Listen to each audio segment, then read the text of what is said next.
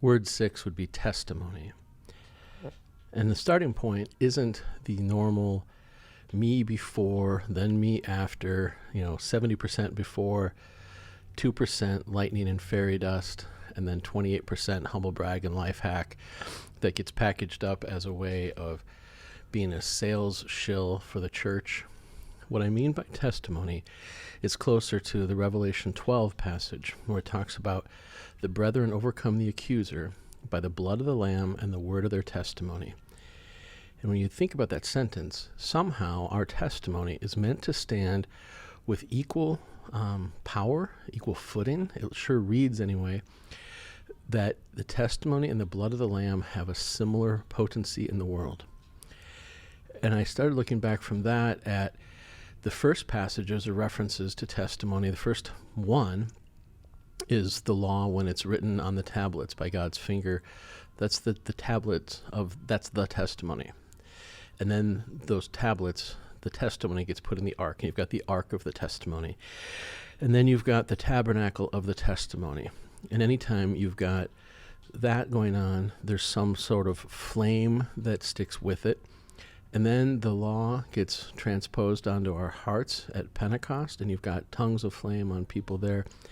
And so when I think about testimony, what I think about is you plus God plus his call upon you. And a better word or another word for that would be presence. And so the flame kind of represents that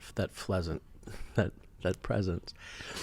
And so when we think about it then, it's, well, when is God present? And when do we experience his presence? And it's not just a handful of times in our lives. It's how we go through our lives.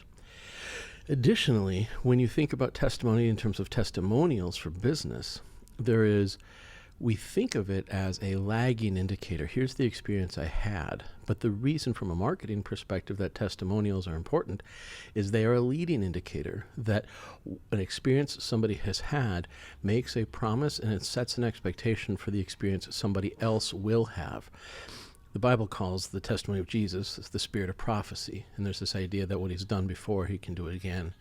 And so it's really important for us to look at what has Jesus done. What does his presence in our life look like? And what does that unlock and open, especially for those who are seeking the well-being of people who follow them?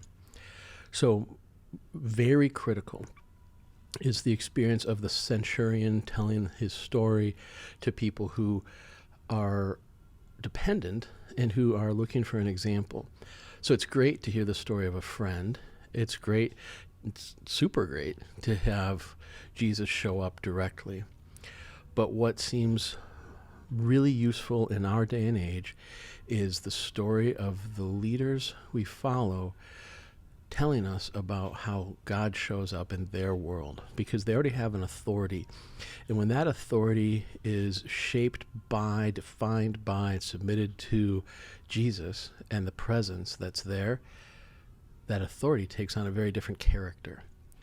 So, testimony, another big word for centurions.